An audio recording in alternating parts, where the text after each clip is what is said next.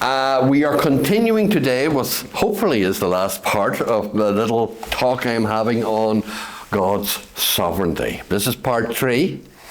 We are now in Genesis 37, and we're going to start nice and simply. We're talking about Joseph.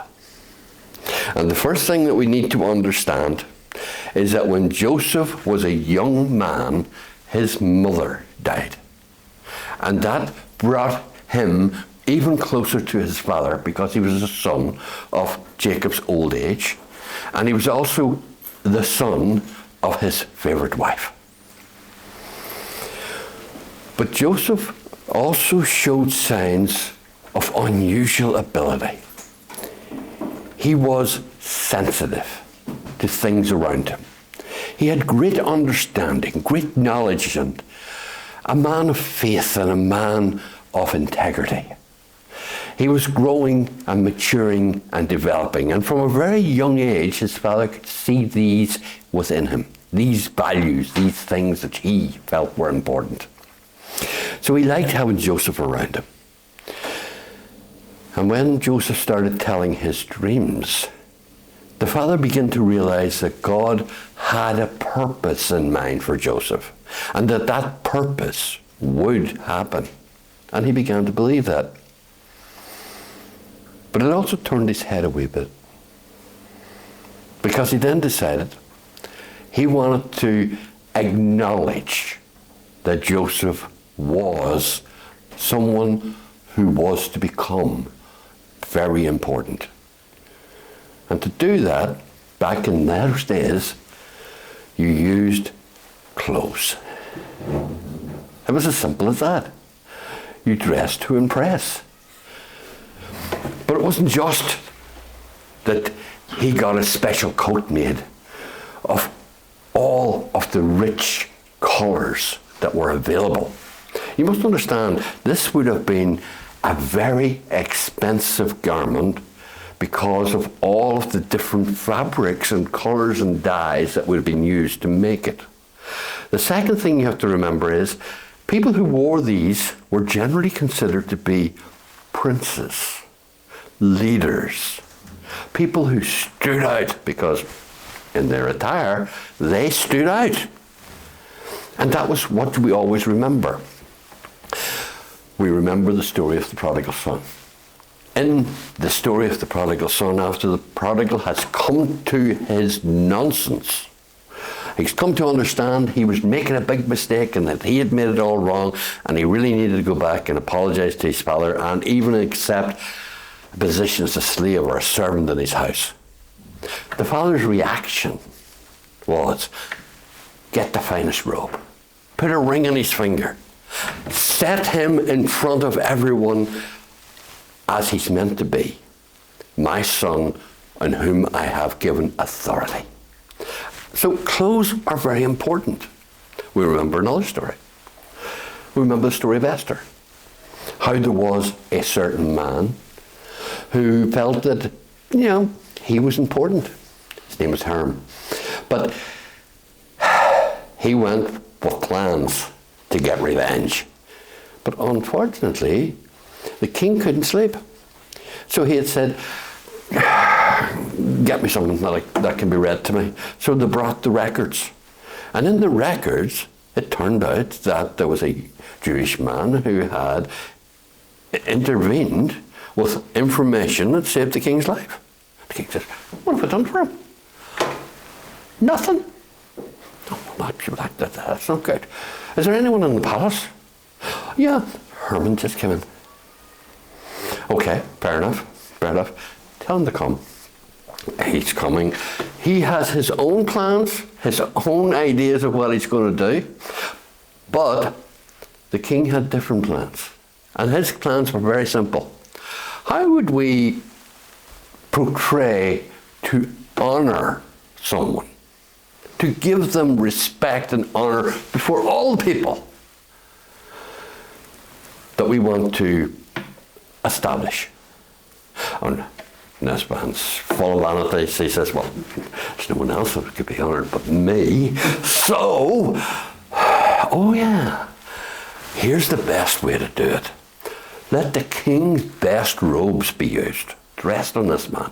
Let him go on the king's horse, and let him be led by the king's highest officials around the town, saying, this is how the king rewards those who are worthy of his favour. Oh, good. Go and do it, that wee Jewish man out there. Mordecai was the one who Haman had wanted to destroy, but in reality, he ended up having to give him honour and praise. And what was the honour and praise? You dress him fancy and set him on a horse. We would think it different these days. We would probably have come up with something a wee bit more secure, wouldn't we? But it's just how it was done at that time. So when we look at Joseph's multicoloured raincoat, shall we say, multicoloured dream coat, the whole concept of it is he stood head and shoulders above his brothers. He was recognised by anyone that saw them as being the one in charge, even though he was only a youth. And this irritated them just a little, just a smidge. But then he started telling them his dreams.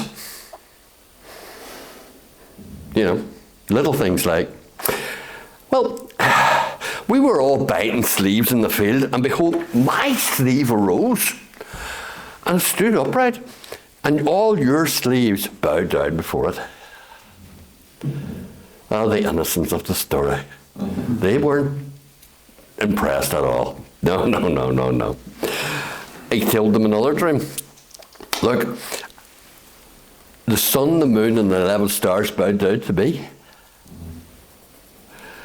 And when he told that to his father was not that impressed by it, because he understood exactly what that meant. That whatever position Joseph was to become, even Jacob himself would be forced to acknowledge and yield to his authority.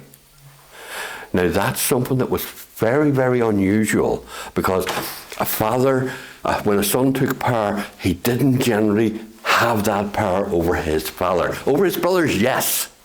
Over everybody else, yes. But normally the father would have been the one in power before him. So when he was hearing this, that Joseph's power was to be over even his ancestry as such, this was something of great importance.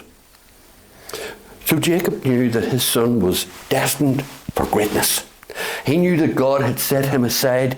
It was evident that Joseph was becoming the prophet that was to come. Joseph was the one that God was going to use to make a difference in this world.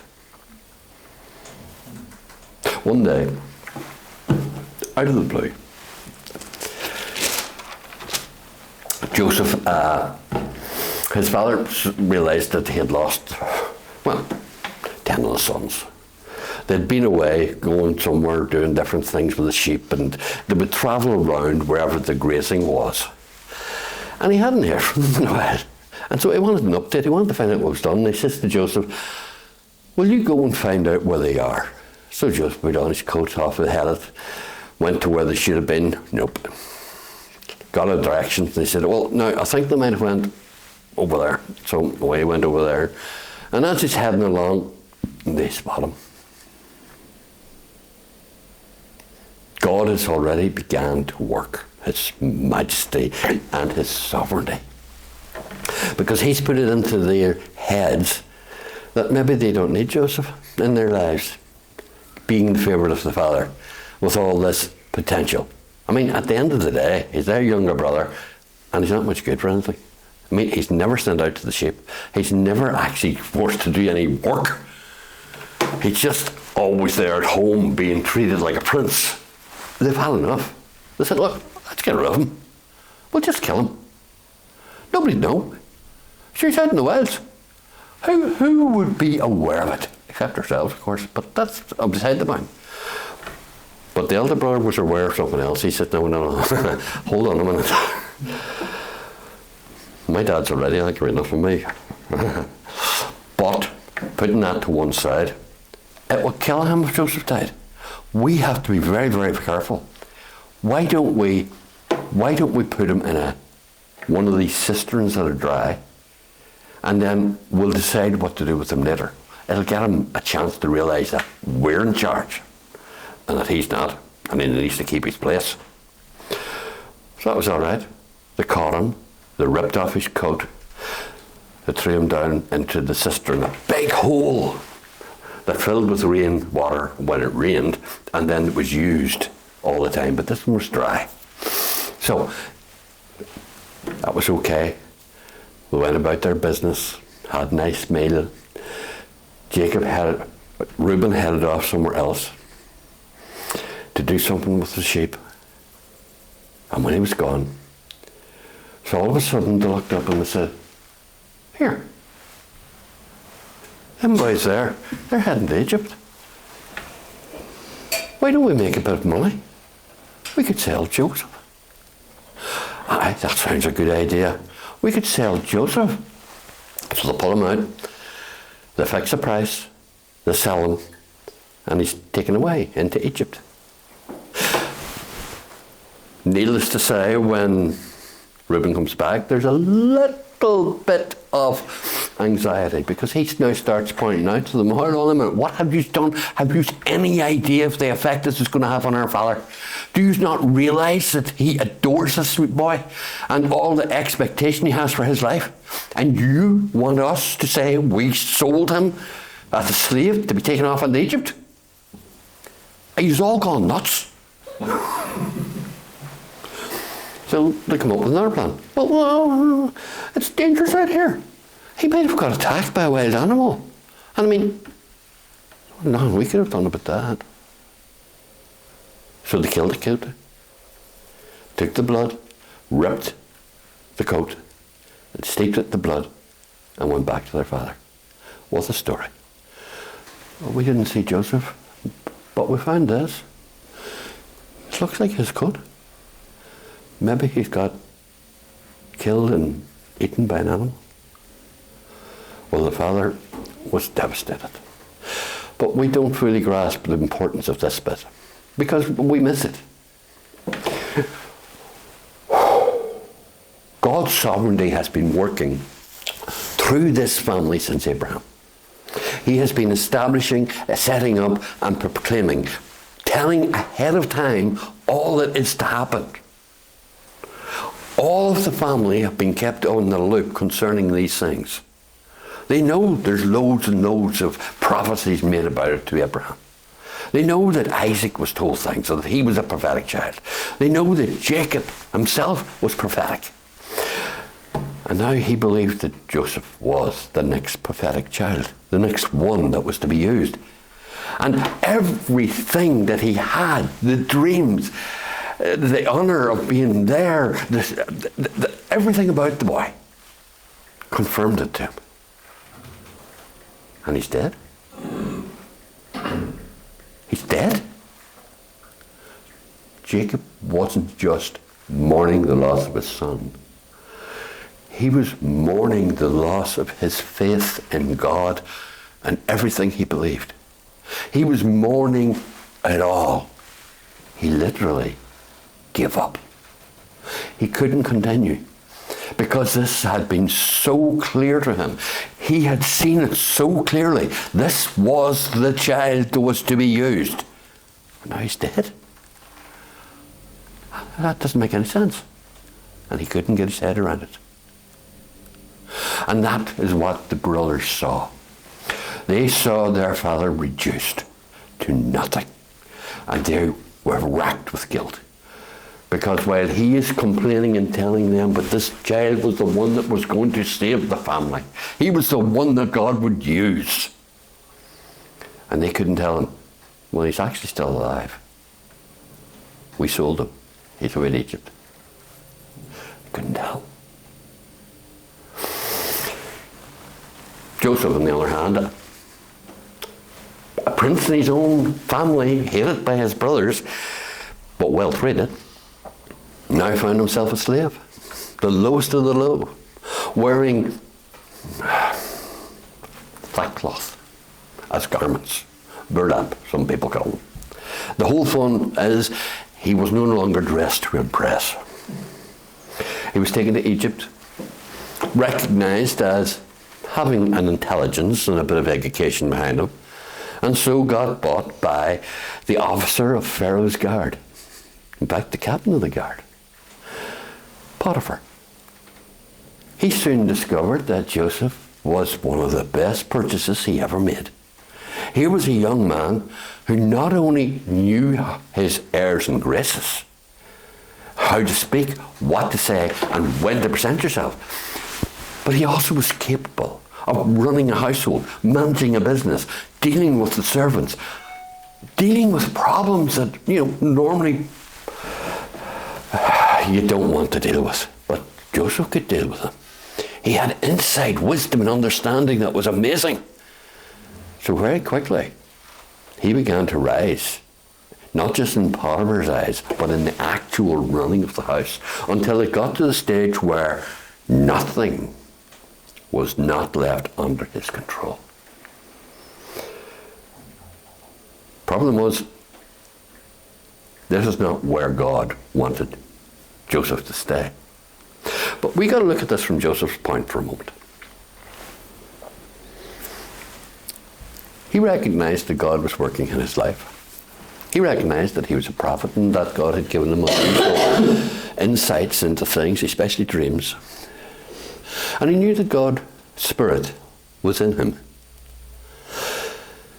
And he also realized that God's hand was upon him and was working with him to bless whoever he was with. And so he could see the opportunities as he become more and more integrated within Potiphar's home of getting to the stage where he could have purchased his own freedom and maybe become something in Egypt.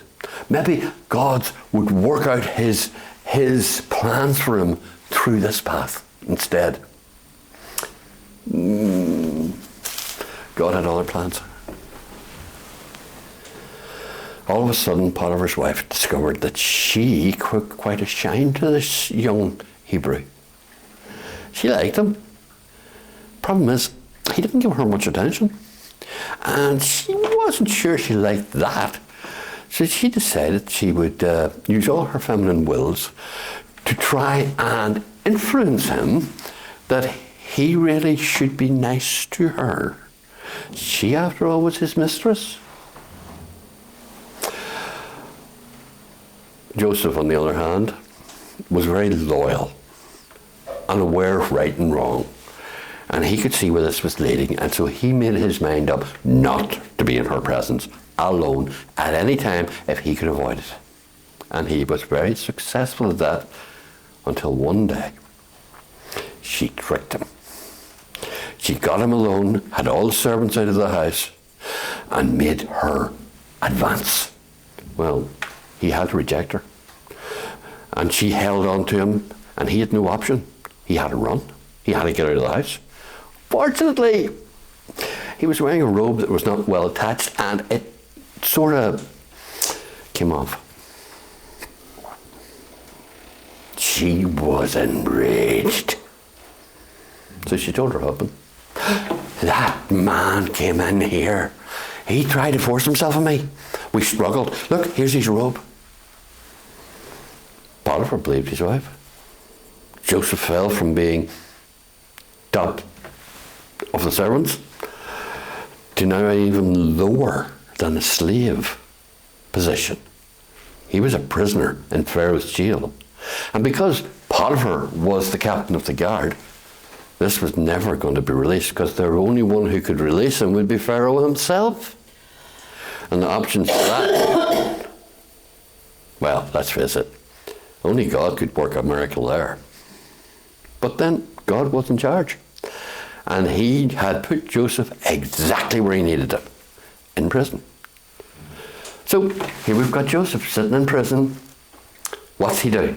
Feel sorry for himself? Say, it's all been for nothing. Why am I being abandoned? No, he actually pulls himself together and starts doing what he always do.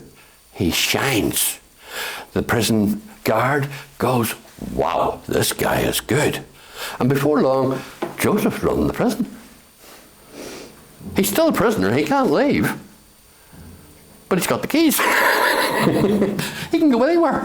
He deals with all the problems. The prison officer in charge of the prison, well, this is the best thing ever. I mean, this guy's great. I don't lose him. I hope Potiphar forgets about him. This guy is great. So Joseph's going along and all the rest. But then as we go through this position, a number of years have passed. Joseph's getting older. He's more mature. He's realizing that God is still with him. God is still working with him. He has no idea what's happening other than that. He's stuck in prison. He can't see a way out of this. And all of a sudden, 2 palace officials are sent to prison. And Joseph's dealing with their immediate needs and all the rest, because these are people of importance. Not just ordinary prisoners. These are royal prisoners. So that's all right. One is the butler. The other is a baker. Both of them have a dream. Very similar dreams, very different. But the problem was the dreams really started to haunt them. They didn't understand why. It wasn't like a normal dream. These things were so vivid, so urgent, so necessary to understand, and they hadn't a clue. So what did they do? They started talking about their dreams. Joseph said, "Tell me your dreams. The Lord, the God I worship, has given a gift, and he knows the answer to all things. And if there is a message in these dreams, then he'll show it to me. And I'll be able to tell you what's going on here. And if there's nothing to them, I'll tell you that too." So, the butler says, okay. This is Genesis 40, verse 9, by the way. "Behold, in my dream, a vineyard, a vine was before me, and in the vine was 3 branches, and it was so it budded. Its blooms shot forth, and its clusters brought forth ripe grapes. Then Pharaoh's cup was in my hand, and I took the grapes, presented them into Pharaoh's cup, pressed them into Pharaoh's cup, and placed the cup in Pharaoh's hand." I mean, a strange dream. Joseph said, the 3 branches are 3 days. Within 3 days, Pharaoh is going to lift up your head and restore you to your place, and you will be putting Pharaoh's cup back in his hand. And when this happens, remember me and ask Pharaoh to let me out, because only Pharaoh can. Remember me. The baker said to himself, "Well, that was all right. That was very good."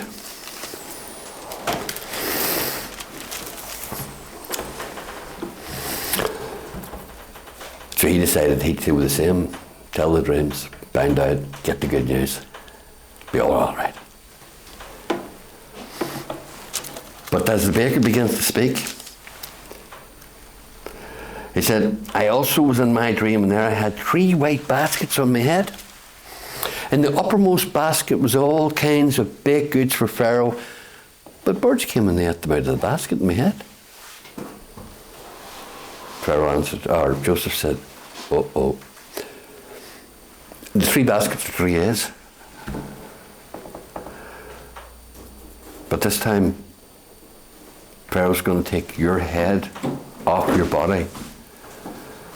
You're going to be hung on a tree and the birds will eat your flesh. Pharaoh's not going to forgive you." Came to pass, 3 days later was Pharaoh's birthday. He pardoned the butler, returned him to his position. He hanged the baker, and the birds ate his flesh. But the butler forgot. He forgot all about Joseph. He forgot all about the dream. He forgot everything, because God's sovereign power was still there. And it wasn't time yet. It wasn't right yet. You see, when we look at God's sovereign power, we need to understand something. When we think of God, frequently we think, well, God sees a problem as it's starting to appear, and he does something about it.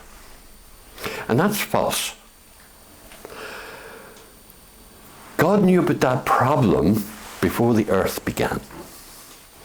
Nothing comes before him as a surprise.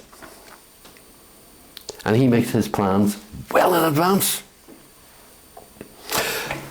It's very hard for our wee puny minds to get this. But when God recognized the need for Jesus before the foundation of the world, and it was agreed that Jesus would be given as a sacrifice,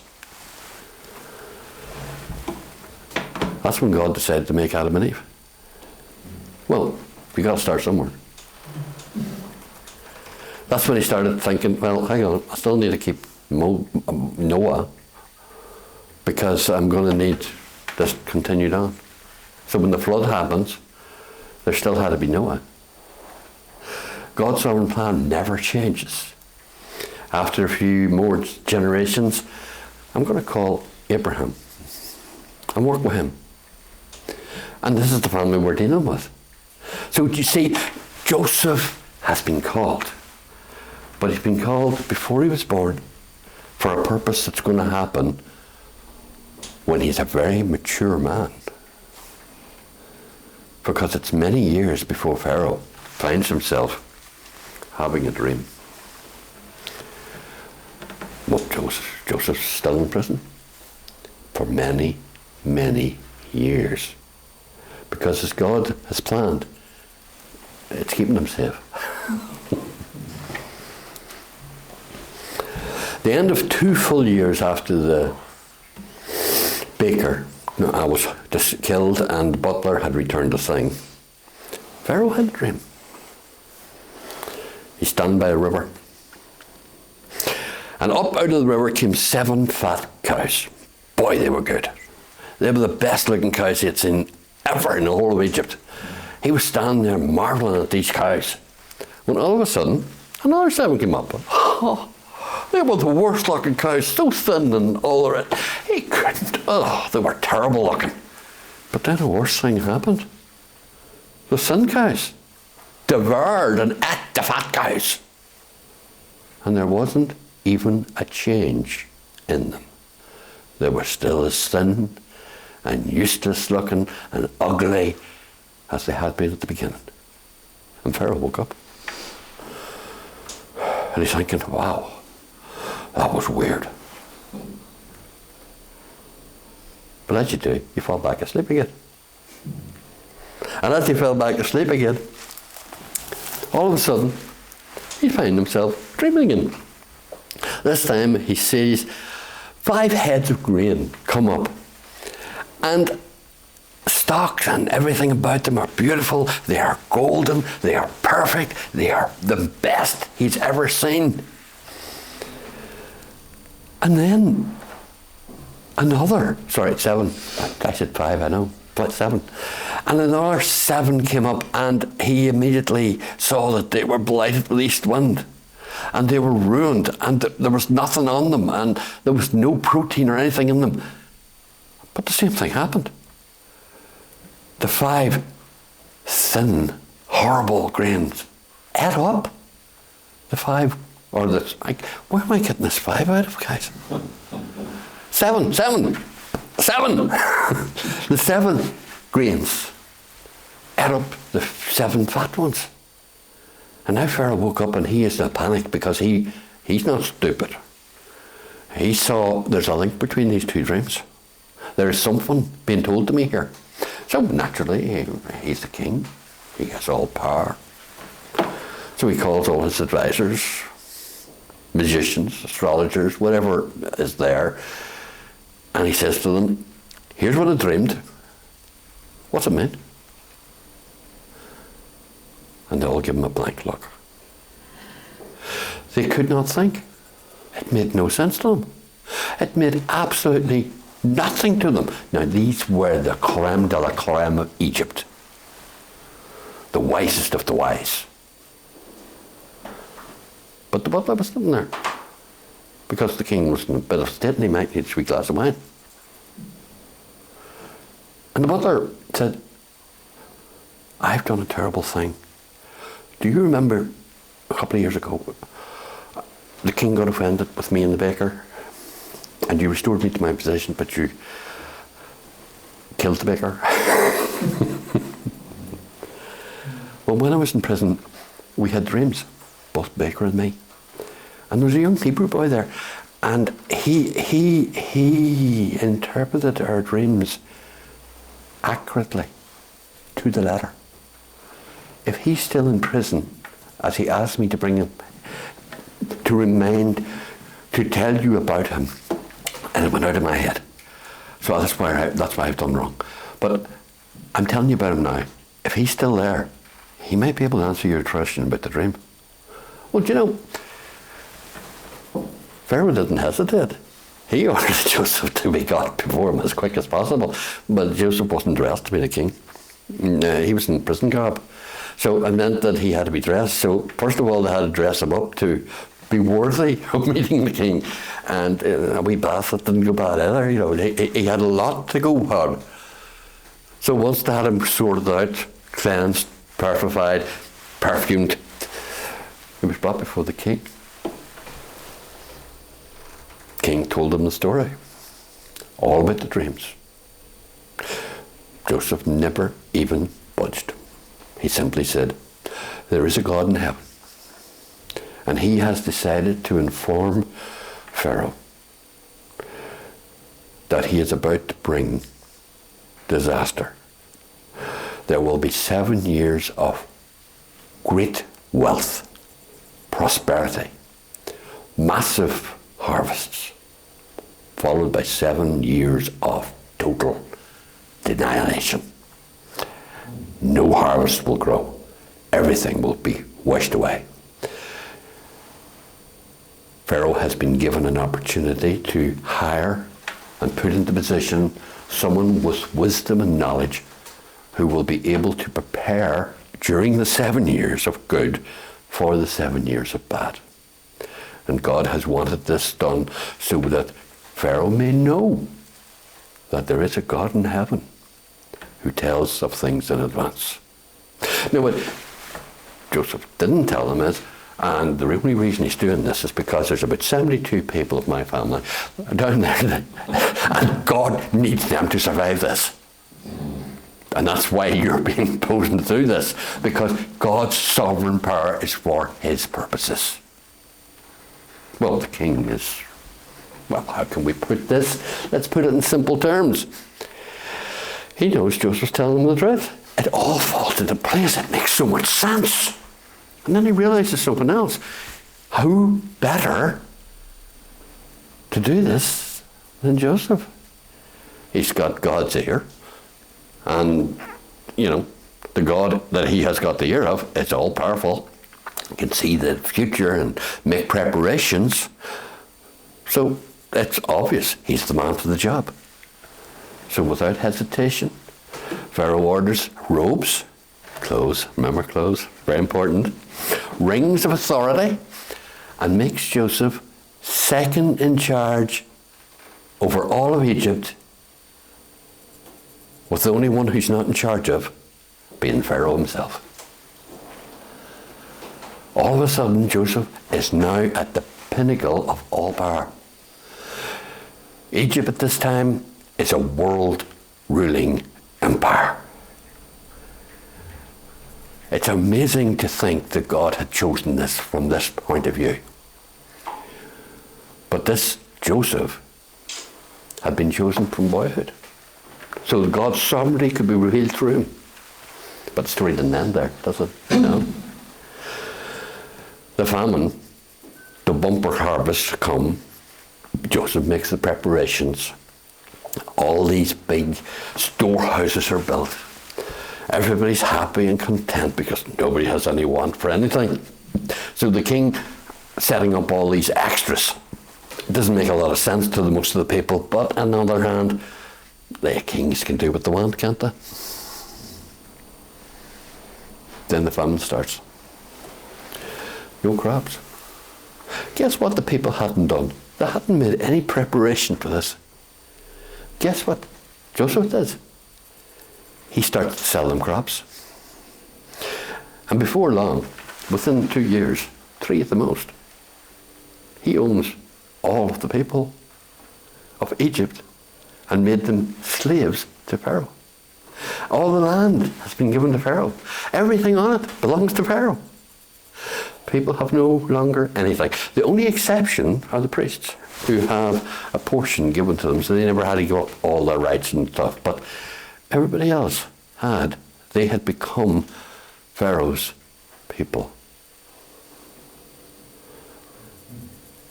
Joseph made them slaves because that's what God wanted. They needed to understand. But this famine was widespread, and Jacob was finding the exact same problem as everybody else. And they couldn't find pasture for their animals. They couldn't find grain to eat. They couldn't get enough of anything. Now they're rich. They have plenty. But at the end of the day, there was no food. Except in Egypt. There was food in Egypt. Preparation had been made. So, off went the brothers. And guess what? They're brought before Joseph. And they see this big Egyptian who they haven't seen. They haven't seen this person for years. And what they are looking at now is a fully grown, mature Egyptian. And he gets interpreters to interpret for him what they're saying, even though he knows exactly what they're saying, because he's very familiar with his own language. And they have already put the whole thing together. That the punishment that they are experiencing is because of what they did to Joseph. And he hears them saying that. And he becomes aware of that. But he needs them to understand that this was all God's plan. So he decides to play with them a wee bit. So he sends them home along with their money, and that was it. And they went back and go, each man has got his own money that we give for this grain back. It's amazing. What are we going to do? I mean, they'll think we stole it, but we didn't. We actually gave the money. And so they're now worried. They've just got all the grain they need for a year. They've got everything they want. They paid in good faith, and all their money reappeared to them. So they're not even charged for it. But next year, they have to go again. And so they talk to the dad about this and they say, look, here's the situation. All our money was given back to us. If we go there again, we'll be blamed for other things. He already thought that we were spies. He already was worried about us. What are we going to do now? He thinks we're thieves as well. Jacob says, no, just take the amount of money that had been given, explain that it must have been a mistake. You brought it back and you've got more money for more. When they went, they talked to the official in charge of all of this, who worked for Joseph, and he looked at the records. They said, no, you paid in full. No, it must have been your God that supplied you the money. It must have been your God that supplied you for the money. Because they still hadn't caught on that God was in charge. It hadn't quite got through their heads yet. But this time, Joseph wanted more. He wanted to see Benjamin. So he asked for Benjamin to be brought. And they didn't realise that they had told him about Benjamin. But he knew about Benjamin anyway. So he said, look, if you come again, bring him, because I won't see you otherwise. That's the end of it. Bring him. So they explained this to their dad, and Jacob's in such a bad state. He's so devastated. He's lost Joseph. He's lost his faith in all that's going on. He's not sure what's going on and everything. And if he loses Benjamin too, he's not going to make it. He's going to die of a broken heart. And he's devastated. But the famine's getting worse. And Judah says, look, whatever happens, put the blame totally on me and on my family. Now that's prophetic. But he didn't realize that at the time. But he was making preparation, or God was making preparation for an event that would happen many, many, many generations later. Benjamin came. Joseph held a big meal for them. They still didn't understand. Even though all the officials of Egypt sat at a different table from Joseph. But Joseph sat with them. Well, he sat at the table close to them. But close enough for them to know that, they were being honoured. And when it came to the food, now nobody was going away hungry from this. But Benjamin was given 7 times more than the rest. I don't know what he thought he was going to do with it, but wow, a lot of food. Imagine if you went to somebody's house and everybody got a massive dinner and you were sat down with 7 dinners.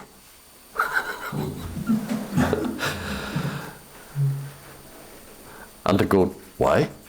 How did that happen? And what's more, your host knows exactly the proper order of birth, so where everyone's supposed to sit at the table. Oh, this guy's really smart. Really, really smart.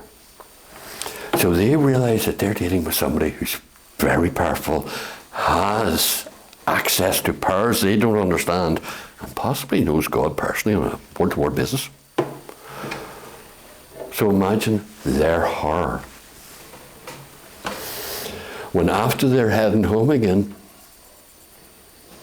an accusation is made that the divining cup of the host has been stolen, and one of them took it. Well, they know they didn't take it. I mean, that would be stupid. I mean, that would be like taking your brother, throwing him in a hole and then selling him off to Egypt or something. I mean, you don't do stupid things like that, do you? Nope. Until it comes to Benjamin. Oh, here we are. This is the one. He's the one that will be sold to slavery. He now belongs to my king, my Lord. Well, Judah is absolutely devastated, and the rest of them are tearing their hair out because they cannot go back to their dad without Benjamin. But it's been decided. He's staying. And Judah said, no, take me instead. Take my entire family. We'll be your slaves. But not him. But Joseph can't deal with it. He sends all the servants out. And he says, all this time you still haven't recognized me. All those dreams that we had when I was a young boy. All those things that God had shown us he was going to do has all come to pass. I am second to Pharaoh. All nations bowed before me, as you have. Even my father will bow before me because of my title and my rank. No one is higher but Pharaoh. And above Pharaoh but God. So he says, go get my father. Tell him your son Joseph welcomes you, for this famine's going to last for another number of years. And you're going to need support and help. God's supremacy. When we look at it, we don't really grasp it. God does not look at a thing when it's just about to happen. He isn't trying to sort out a problem when, the leak has started. He made preparation before he began doing the job. At the very beginning. He has everything in hand. And the events that are going to come upon this world, he has told them about time and time again. They're all throughout the book of Isaiah, Ezekiel, Daniel, Revelations. He's told them exactly what's going to happen, and they don't believe him. But we should believe him. because he makes everything he says come to pass. He is sovereign. And he has given each of us the wonderful gift to be able to be like Joseph and be his servant for when he needs us to do what we have to do. Thank you.